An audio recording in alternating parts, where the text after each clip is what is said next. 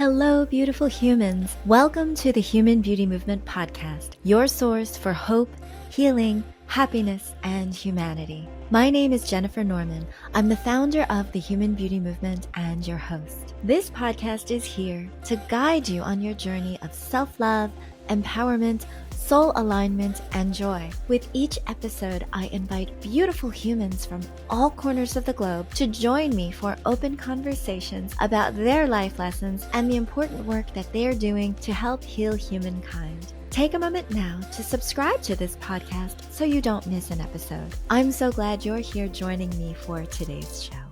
Have you ever thought about how your home and your surroundings could be impacting your health and well-being for better or worse? More and more architects and interior designers of homes, offices, schools, and public structures are considering the materials, light, color, acoustics, all of these things to create more natural harmony between people and the places where we spend the most time. On today's episode, we're going to talk about how we can create balance between our inner and outer wellness through internal reflection and intentional design of our dwelling spaces. Yes, we can optimize our well in the places we dwell. To guide us on this fascinating topic, I'd like to welcome the remarkable Jeanne Collins to the show. Jeanne is the founder of Jeramar Designs based in New Canaan, Connecticut. She is an Architectural Digest AD Pro 2024 feature designer, the winner of the 2022 Luxe Magazine Red Award, and she was also recently nominated as an HGTV Designer of the Year.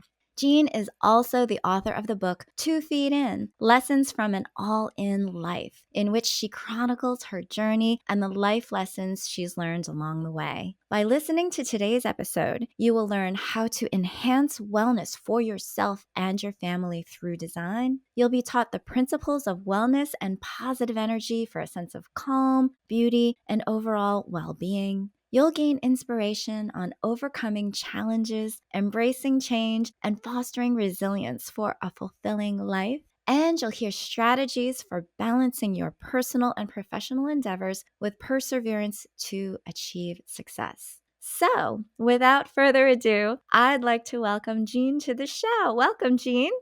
Hi, Jennifer. Thank you so much for having me. What a pleasure and an honor. So now you have a personal story where you were married, you had kids, you had a corporate job, but in 2022, you decided to found Jeramar Designs, which is now a thriving, award-winning interior design business. You have to tell us what that turning point was in your life that led you to this transition.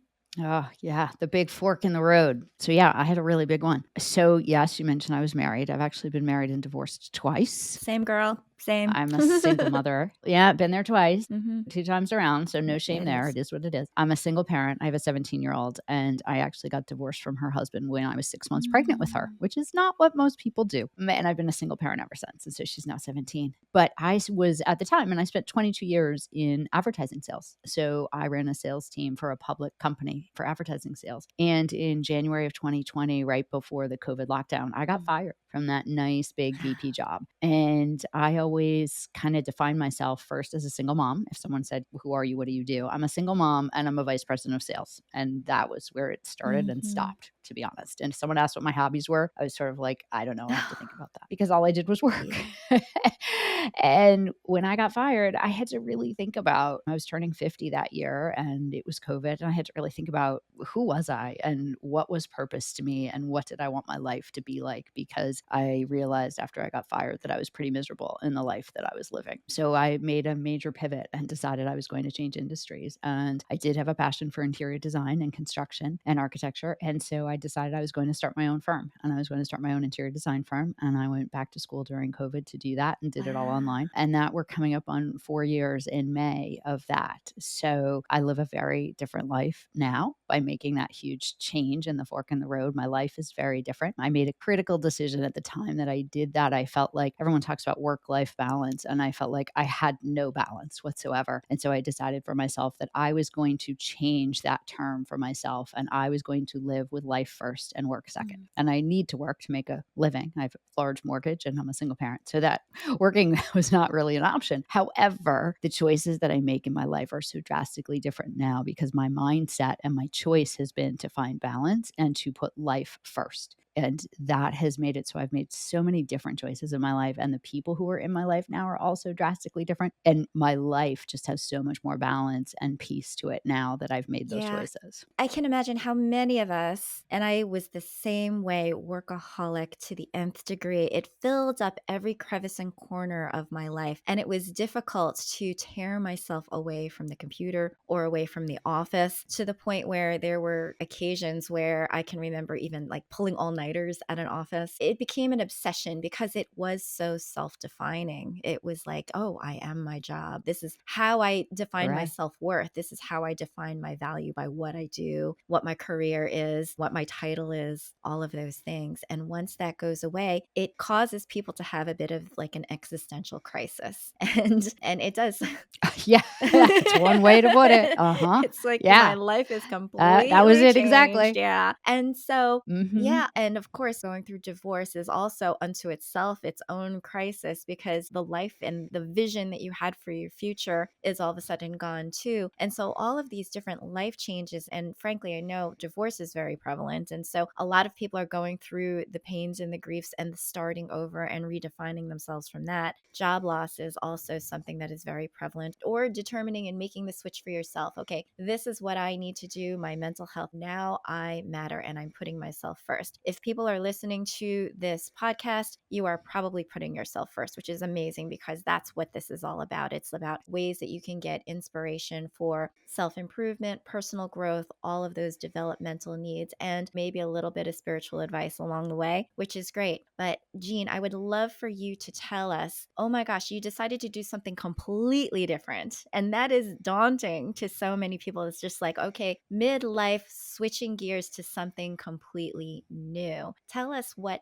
that decision-making process was like for you. It was hard. Getting fired, if you're really honest about what getting fired is, there's an emotional roller coaster that Mhm. goes with it. Anyone who's fired, no matter how miserable or how much you hate your job, you're angry. You feel like you've been wronged. It shouldn't have happened to you. Mhm. You're angry. And you're also sad because it's a loss. It's similar to a divorce. It's a loss, especially if you've been there for a long time. And I had been there for 11 years and I ran a team of 45 people. And so they were my family. There were people who'd worked for me for 10 years and I'd seen them get married and have kids and have deaths of parents and cancer and so many things that you go through with your coworkers over a 10-year period of time that they Yeah, become your family. And in many ways, I spoke to them more than I true. did my own family and even my own daughter for that matter. And so you go through, there's a lot of negative emotion that's tied with getting fired. But I also had a lot of positive emotion just in terms of it felt like a weight had been lifted and I didn't realize how much stress I was under and how physically and emotionally draining that was. I worked for a public company. And so essentially, I always said, I report to Wall Street and I am only as good as my last quarter and the numbers that we put up last quarter. And that is true. When you work for a Mhm. public company and you run a sales team, that's just Yeah. the reality of it. Wall Street is your boss and how the market reacts to your Mhm. team's performance really can control your job. So when it happened, I did feel a huge sense of relief because I was like, wow, I don't have that stress anymore. And it was very scary of what's next. But I tried really hard to be like, okay, let's not spend all day in the scariness of what's next and the sadness of the emotions. Let's spend some time in the what could be now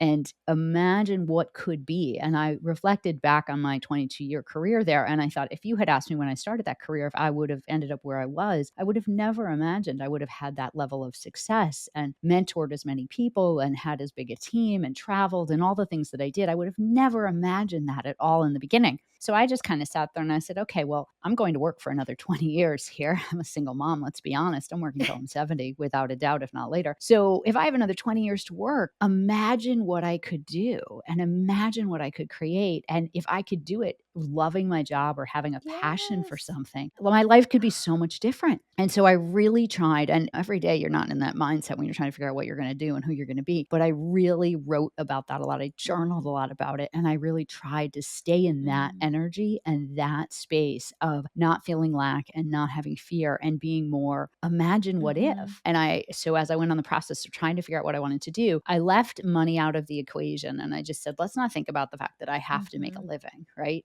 let's try to figure out, what do I want my life to be like? What do I want my days to be like? How do I want to feel at my job? How do I want to contribute? What's going to make me feel fulfilled? Do I want to travel for work? Do I want to work from home? What do I want that life to look like? And I focus there as opposed to, what are the tasks I want to do in my job? I tried to focus a little bit bigger. And then from there, I was really able to think about, okay, wow, maybe I could become an entrepreneur. And I would have never thought I Yep. could be an Yeah. entrepreneur. Ever. I was like, oh, that's not me. Like, I work for someone else. I don't know how to be an entrepreneur. I don't know how to run a Yep. business. That's not me. And now I have 2 businesses and I'm starting a third. So I think when you change the way you look at the situation, and it can be the same with a divorce, it's like, it's a loss. It is a loss. There's fear from the unknown, but also looking at the imagine what could be, and more imagine what could be for yourself, and imagine what you could create and do for yourself by having your situations change. And I think if you can spend time in that space and that energy field, that's when good things start to happen I for want to you. press pause because this is so important. This is so important to re-emphasize. You are always going to be faced with these crossroads in your life, and you can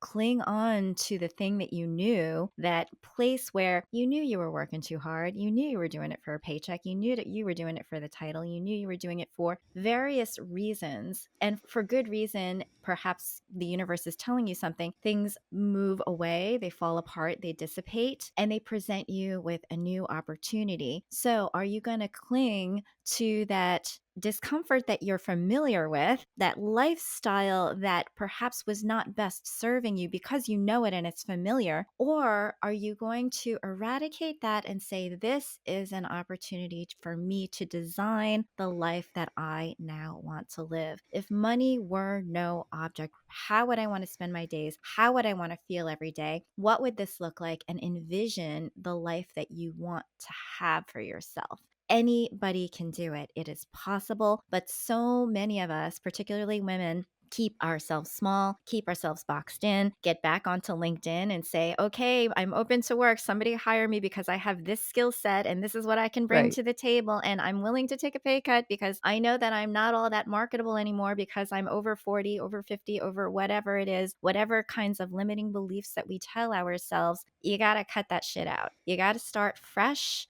Jeanne is a perfect example of being able to stop, take pause, and lean into the things that she knew she was going to have more passion and desire and enthusiasm for each and every day. Okay, now that I've gotten off of my soapbox, I I'm going to yeah. add to your Oh, okay. soapbox though, because one thing I talk about in my book and I do share with friends is, which helped me feel not quite so alone, is I read a book called Oh, Comeback Careers. And it's specifically designed for people who have left the workforce and are coming back to the workforce or want to pivot and make a change in your career. And in reading that book, it had a lot of tips and exercises and really made me think, but it also made me realize, because there's lots of success stories in it from people that the authors had worked with, that I was like, okay, wow, they did mm-hmm. that. I could do that too. And that's so much of it, is finding your tribe of Yeah. people that can help you feel, whether it's a podcast that you listen to or people you follow or a woman's group that you joined, feeling like they're people that you can talk to that can help lift you up and help motivate and inspire you. Because if you can see that someone Mm-hmm. else has done it, even if their situation isn't exactly the same, it doesn't Mm-hmm. matter. It helps make you feel Yeah, yeah. empowered. Having that support, seeing that it can be done. If you can see it, you can be it, all of those things. It's so, Mhm. so critical for us to get into a new kind of a mindset for ourselves, one of empowerment and not disempowerment. And so I think that that is just immense, immense advice for everybody who is going through kind of mid-stage career choice decisions for themselves and how they want to live the rest of their lives. Okay, so let's switch gears because I love the idea of inside out wellness, well being, designing your spaces to mirror and reflect your wellness from within. And so this is something that you dove into because you must have had a penchant for it. You must have enjoyed the aesthetics of beautiful surroundings and places that you live. And so tell us what wellness based interior design means to you. So it's something I'm really passionate about. I didn't realize this until I started doing it because you're right. I love interior designs. I love beautiful spaces. I live in New England and we have incredible architecture. And so it's very inspiring. And I love beautiful fabrics and really unique furniture and designing furniture. And I love all of that. But what I've realized is that I also have a very strong passion for mindset and inner wellness and making yourself a priority and taking care of you. And so a few years ago, I really started to think about how do my designs from designing a room and how I'm going to make it look and flow, how does that connect to everything that I do for myself? And I use myself as an example in my own home. And so I started to make certain changes within my own home that I thought would help improve my inner wellness, but also improve the aesthetics of my inner home. And so, for example, one of my favorite things to talk about with people is what's the first thing that you see when you wake up in the morning, and taking note of what are your first sensory experiences in the morning. And so, do you wake up and look at a piece of artwork that's really inspiring or has a lot of significance or meaning or touches you emotionally? What's on your ceiling? Is it painted a color? Does it have wallpaper on it? How does it make you wake up your brain, for example? And I say this when I speak in front of groups and I say, or are you looking at a pile of laundry? And I can tell you 90% of the time the room chuckles and they're raising their hands at the pile of laundry. And so I say to people, it seems like such a simple concept what I'm talking about, but it's really not, because if you think about how you're waking up your body and think about your first sensory experiences and what are you telling your brain and your body about what's important and how you want to start your day. And if it's laundry, that is not the way to start your day. That laundry just needs to be put somewhere else. And so when I design bedrooms, for example, I'm like, let's really give thought to what are you looking at? What is your spouse or significant other? What are you looking at on the walls? And is it something that is on the wall because it was your grandmother's whatever and you actually really don't like that piece of artwork? Well, take that sucker down and let's find something that has a lot of meaning to you and can really wake up your senses in the right way. And we take this conversation when I'm working with my clients and we take it down to, okay,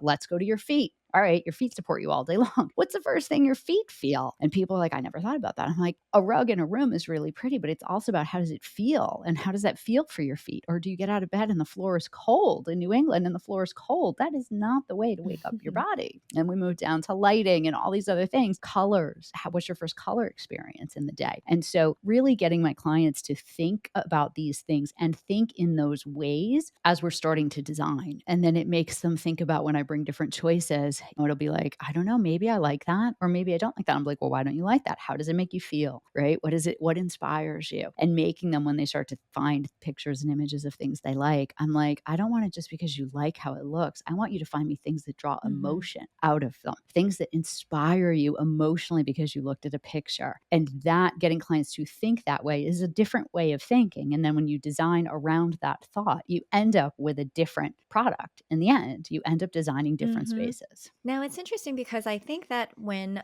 originally, if I'm to think about, okay, interior design, wellness, well being, obviously Feng Shui comes to mind. Feng Shui, I'm not sure if I'm pronouncing it correctly. Forgive me if I'm mispronouncing it, but item placement, working with the flow of energy. Do you integrate any concepts of Feng Shui into what you do? I do, to a degree. I live in a place that is not nearly as open as the West Coast. So out there, it would be a little bit different, but a lot of times I'll say to people, we really don't want to put the bed there because it's not a good idea to have your feet facing the door. That's a bad idea, right? That is a non-Feng Shui idea. I use similar concepts from Feng Shui in terms of just flow and room flow, and because people tend to want to put more into a room and recognizing actually less is more and allowing the energy to have places to move. We do talk about colors a lot. And what do colors mean for people? Red can be a really motivating, inspiring color, but red is also a very angry color. And so this idea that you should have red in your dining room, well, that depends. And that depends on your personality and that depends on your dynamic. And sometimes red and black is very powerful, but sometimes it's not such a good idea. And so I do try to sneak some of those principles into design without necessarily saying what they are, because sometimes you don't want people to look at you and be like, you are so voodoo.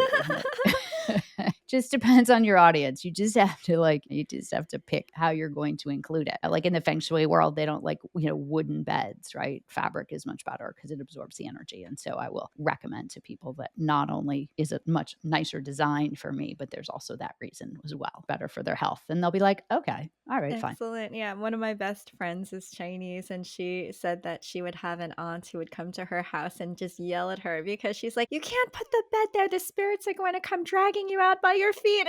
And she's like, "You know Dragging what? you I'm out. just sick and It's a tired huge of one. all this superstition. It's exhausting, And so that unto itself was really like an energy zap. It was just a very ironic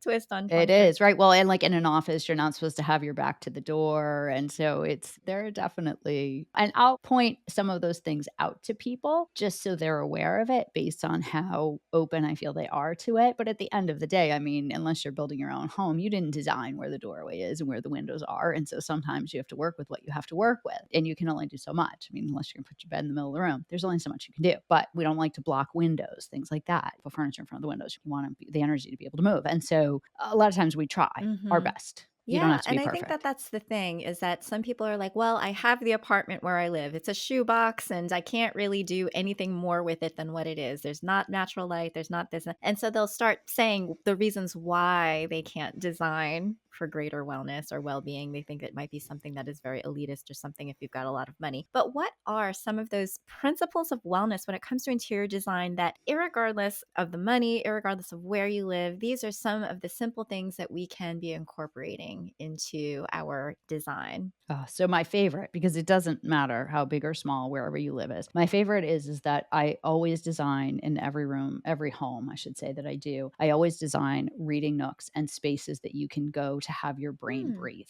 And it's a dedicated space within your house, and it's very often a chair. It could be a chair in many different rooms. It could have multiple chairs. It could be a bench. If you have a small place, it could be a pillow that sits on the floor next to the bed. It's that simple with soft lighting and a candle. And what it is it's a space where you go, you can meditate, you can journal, you can read. I often encourage people just sit in the chair and look out the window and watch what's going on in the world outside you. But it's a place where you are teaching your brain to breathe and teaching your brain to take a pause. And if you consistently sit in that seat every day, you will very quickly realize that once you sit there, if you're paying attention to your body, no matter what you're doing in that chair, as long as it's aligned with breathing, taking a pause, your shoulders will start to drop. Your body will be knowing, oh, okay, here we are. Even if it's 5 or 10 minutes, we're in our space that we get to just pause and breathe and take a moment. And it doesn't have to be, you have to sit in like a yoga Mhm. pose. It doesn't have to be like that. You don't have to meditate for 45 minutes. It's just a place where you give yourself and your brain a moment to breathe. And this is really important for people who have children also, because what you need to teach your children is when mom is sitting in that chair, there is an invisible do not disturb sign around me. And so if you come charging into my bedroom and I'm sitting in my chair, you are going to turn around and walk away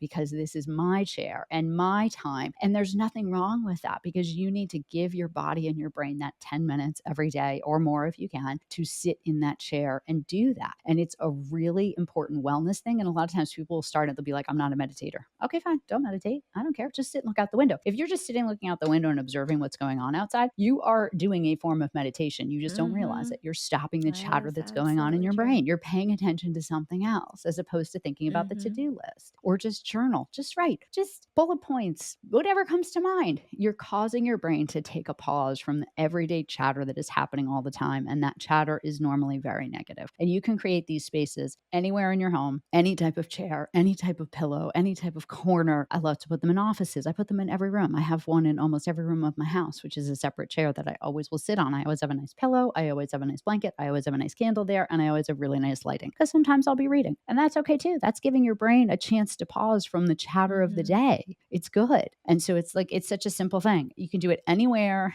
any house. I do it when I go Mhm. on vacation. When I go on vacation, I'll be like, okay, where am I going to do this? Is it going to be the chair that's out in the balcony? Am I going to go downstairs? Am I going to go outside? Like, where am I going to go in my morning to have my time to sit and breathe and Mhm. pause? And I'll do it even on vacation in Yeah, a oh, hotel. that's beautiful. I know people who have carved out certain rooms to be their libraries or their meditation nooks. And I think Yeah. that kind of Yeah. compartmentalization is very good for just being able to say, okay, this is time for me. It automatically gets your body parasympathetically into that space of just breathing, calming down, getting into that soulfulness of just connecting with your inner self for a moment away from whatever else is going on in the world, especially those that are working from home nowadays. Like the compartmentalization, I think is Right. pretty important now. It's good. Yeah. It's good. And you get addicted to it. Like, I have a certain chair in my room. I do it every morning. And like, really, like, I mean, like, I get antsy if I don't do it every morning because I'm sort of like, my body craves that, just like it craves exercise and many other things. But like, it craves that moment, those moments of downtime. And sometimes they can only be 10 minutes. And other times I'll sit in the chair for an hour if I have enough time to do it. But it's conditioning and changing the way you're thinking about wellness and how you're treating yourself and your body and giving your body an environment for which it can thrive. Lovely. Now, I love going on to HGTV and watching those before and after shows. It's just always such a surprise and delight. And I'm curious if you, when you work with clients, are there ever any times where you go in and you're like, oh no, like, or maybe you say, oh yeah, there's so much opportunity to go from point A to point B. What are some of those no-nos that you think that people fall into, those traps that people fall into in terms of their environment, where you're like, okay, a little bit of self awareness or a little bit of awareness of what you're surrounding yourself with could really make a big difference in your well being? I think some of the mistakes that people make is that people struggle spatially to understand a Mm. space. So people struggle with understanding how big or small a space is, how big or small furniture will be. I have people reach out to me all the time, be like, I ordered a sectional. It's way too big for the room. I'm like, yeah, not surprised, right? Or I ordered it in dark gray because I have kids and it's huge. And now, like, the whole room feels like the walls are closing in on me now because I've done this. And so I think spatially is where people struggle the most and where a lot of times they'll make bad decisions. And so I see it happen with furniture. Normally, people scale either like way too big or way too small. And so it looks tiny and the room doesn't have any cozy feel to it. I see it in rugs. People tend to make rugs, they buy rugs that are too small for a space, and then it doesn't expand the space and it doesn't allow for different parts of a room to be all incorporated under one clean space. Mm. Lighting, people tend to go too small Mm. on lighting as opposed to large on lighting, recognizing that every room should have multiple types of lights. You should have recessed lights in the ceiling that just provide general light for the room. You should have task lighting in every room. If it's a place where you read or you cook, for example, you should always have task lighting. And you always want ambient light. You want some light that comes from either the ground or a side table that projects Mm. upwards. And that's a much softer form of light. And so recognizing that every room should have those three types of light within them and that creates an ambiance and an aura to a room as opposed to just recessed lights in the ceiling. Even if they're on a dimmer, your room is really lacking because you don't have the sensory experience of light and illumination that's coming from a lower level raising up, which is much softer. So those are the three things that I find that most people struggle Mm. with, at vision being the largest one. And that is most of the time people hire me because of one of two reasons. One, they don't have a vision Mhm. for their homes. And two, they don't have the time or the skill to Oh, do what I do. well, that's exactly why you provide the amazing service that you do, because not That's everybody why. can. Not everybody Yeah. can. And having that Not conversation everybody with them can. to bring out and then having their joy probably just like so immense and intense at the end result to say, oh my gosh, this is exactly what I wanted. It's just probably very, very rewarding. I also think that sometimes you go into a space and you can feel the energy of a space. And I've gone into like these multi-million dollar homes where it's like, oh my gosh, this is really gorgeous, but it kind of feels like a museum. Like somebody doesn't really live here. Like there's not really a soul, or it wasn't necessarily made for practicality for like people to actually just like enjoy and sit cozily with each other. And so I'm curious Right. what your take is, because I think that some people will think, okay, interior design, and they go on Pinterest and they see all these things and it's like, this is gorgeous design, but it might be for art, or it might be for an impression, or shall we call it ego, rather than for us to Mhm. feel like we are really living in harmony with our well-being. What's your thought on that? Right. Well, yeah. So also a lot of it is what inspires you. So you Mhm. mentioned art, and art is actually artwork within a home. And Mhm. it's very important. So you can have an enormous mansion. And if you have appropriate artwork that's the right scale and size for the walls of what's on there, it can be Mhm. so impactful and can create incredible energy in a space that doesn't even have to have a lot of furniture. And so it's recognizing the things that you can add to a space that do create energy. Plants, by the way, are another one. It is amazing to me how many homes I walk into that don't have any live plants. And I will even say to people, I have one client, she lives in like an 8,000 square foot house. And the first time I met her, I go, so what's the aversion to plants? You don't have a single green item in your entire house. And she just laughed. And I'm like, Yeah. it's true. You have all these windows and all these big, beautiful rooms, and there's not a single living thing here except for you people as adults and your children as humans. Where are the plants? And so there are a lot of ways that you can very easily bring energy to a space, whether it be through artwork, sculpture, and plants. Living things bring the outside in. And by bringing the outside in, it softens what might be a very large, stark space just by adding some really big, beautiful, live plants. It can make a huge, huge difference in the space, making Yeah. it feel lived in. I'm totally giggling at that because I love plants, but plants do not love me. I think that like I have everybody jokes and is like, okay, the black thumb of death is just like I forget to water them. I Right. forget It's to I come. just or I water them too much. And so I ended up just like throwing up my hands after I killed like the last ficus or what have you in my house. And so I was like, I had read that silk plants are probably the next best option, not like the plasticky ones, but something that is made out of some sort of a natural material will actually also help to bring that kind of energy without the maintenance, I Sure. suppose. Yeah. Yep, you can definitely do that. I do encourage people. I mean, I do have one client who's like allergic to most flowering Mm, anything. And so we have a lot of faux, like she even has like a bunch of faux succulents in her house and they look really nice. You would never know that they're faux whatsoever, but they add a lot of texture to her space and they add the greenery to her space that softens her space without giving her something that she is allergic to. right.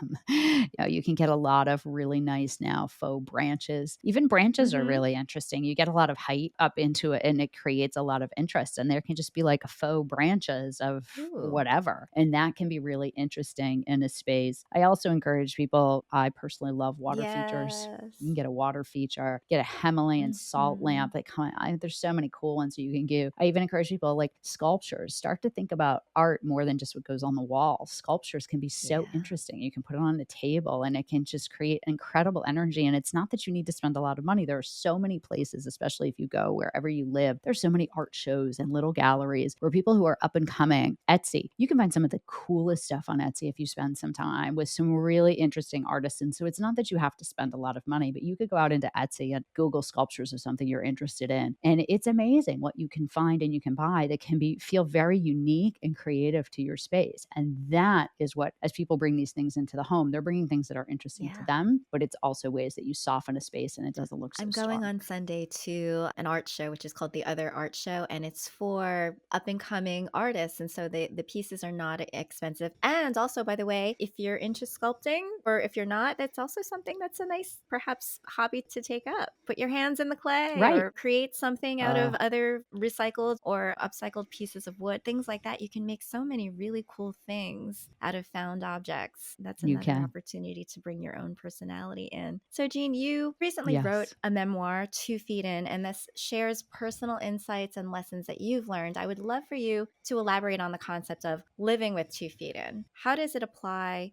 to you with your life and also how people can design their lives? So when I started to write my memoir, the purpose of writing my memoir was really that everyone said, well, you're really Oh, inspiring and you do a lot of things and your stories could potentially help others to feel inspired about ways to take control of their lives because life isn't perfect and stuff happens. Like I said, 2 divorces, multiple career changes. I've started a couple businesses. I've been a single parent. So there's stuff and childhood baggage. We yeah. all have it, right? So when I started to write my book and I gave my book to a friend of mine early on, one of the early editions, he said to me, he goes, when you do something, you jump all in. And I was like, I do. He goes, no, you like dive in with 2 feet. Most people don't actually do that the way that Mm, you do it. And the difference is that I do jump in 2 feet. I'm all in. Once I make a decision, I'm 100% all in. But what makes me all in is that I don't go backwards and doubt mm, my decision. And I don't allow myself and the doubt that we can have within ourselves to prevent me from making the decision. Or after I've made the decision, I don't go back. And so when I decided I was going to start my own business, that was it. That was the fork in the road. That was the path I chose. And I moved forward and I gave it 120% of moving forward. And I didn't allow what can very easily come in, especially while you're trying to figure it out and it's fearful and you don't know what you're doing and there are bumps in the road and maybe you're not mhm. making money. I don't allow that chatter to happen that would say, oh, maybe you shouldn't have done that or maybe that was a bad decision. I don't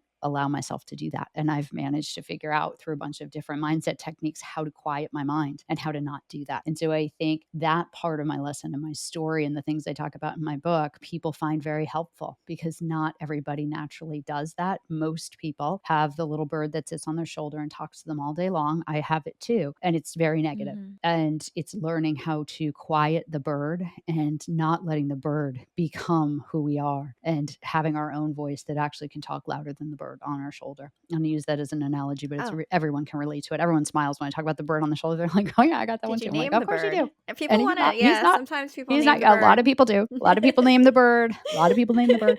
I'm like, he's not your friend. He's not your friend. It's like, you can call it ego, you can call it whatever you want, but in its most simplistic state, it's your mind that's constantly talking to you, and your mind is constantly creating chaos for yourself. And so it's learning to have the clarity and learning to make a decision and trust myself that no matter what happens, I don't know the outcome. I have no idea, but no matter what happens, I will learn something along the way, and it will not be a mistake, and I will get through it, and I will survive, and I will be fine. I heard this phrase, which stayed with me for years, which I really just appreciated, but it's like, you don't want to live your life like warm tea. It's like, it's either hot tea or it's iced tea, but nobody wants warm tea.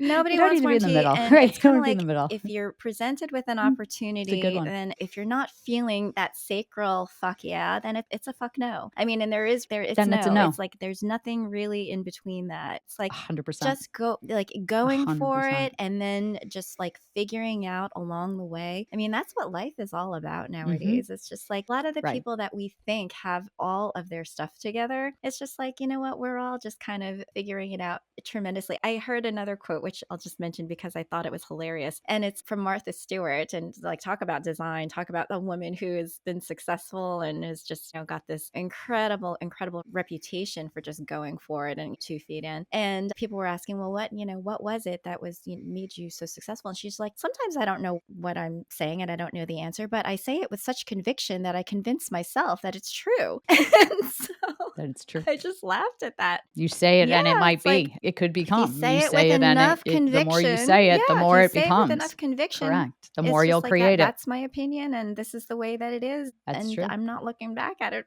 And then you can laugh at it after. Oh yeah.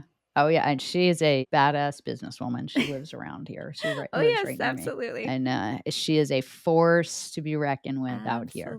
Absolutely. Yep. Yeah. So I'm curious, you've been doing your thing for a few years now. How do you define success now versus how you think that you defined it before Jeremiah Designs? Well, success before for me was all about numbers. Did I hit numbers? Did I hit revenue goals? That was it. I was 100% driven by numbers at any given week. Everything was about numbers and driving revenue. And now for me, it's all about the larger picture goal. So it started out being, I want to find something that I'm passionate about. I want to feel like I'm living with purpose. And now for me, on an even broader scale, as I'm about to expand and launch a lifestyle brand and a lifestyle platform, now it's really about empowering as many women as I can to become designers of their own lives and really step into their power and take control of their lives, whether that be in a big way or a small way. And so now it's about the reach that I can get with my message and with my book and with my thoughts and with my connections and with my intelligence and with my creativity. And how can I help as many women as I possibly can with my platform to be able to do so?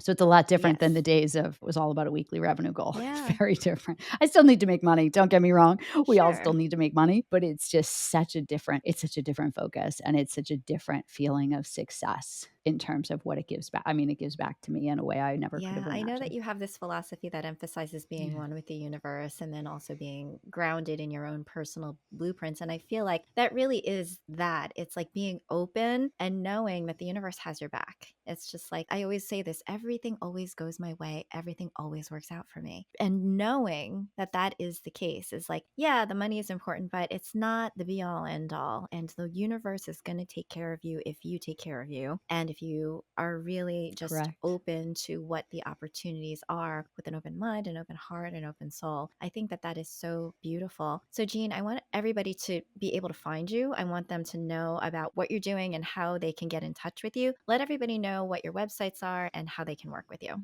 So my business is Jermar Design. So it's JERMAR designs.com, and anyone can reach me there. You can follow me on Instagram. I'm very active on Instagram when I talk about all things interior design, wellness, cooking, eating, dogs, motherhood, everything you can imagine in a very real, authentic way. And so that is at Jermar Design. So at JERMAR_designs. And then my book is called 2 Feet In Lessons from an All in Life. It's available on Amazon in every format. Also, the ebook is available anywhere you get an ebook, and the audiobook exists as well. I recorded my own audiobook. So it is me speaking my book, telling my book and my story. And you can get that anywhere you would buy an audiobook. You can download it So there. much good stuff. Jeanne Collins, thank you so much for all of the incredible work that you're doing and for sharing all of your life lessons. You are inspiration. You are inspiration in embodied form. So thank you for being open to giving back, frankly, sharing your story and helping others on their journeys of self-love as well. So thank you so much for being part of the Human Beauty Movement with me today. Thank you, Jennifer, for having me and for allowing me to share my message with your audience. It's a pleasure and a gift. So thank you. Thank you for listening to the Human Beauty Movement podcast. Be sure to follow, rate, and review us wherever you stream podcasts. The Human Beauty Movement is a community-based platform that cultivates the beauty of humankind. Check out our workshops, find us on social media, and share our inspiration with all the beautiful humans in your life. Learn more at thehumanbeautymovement.com. Thank you so much for being a beautiful human.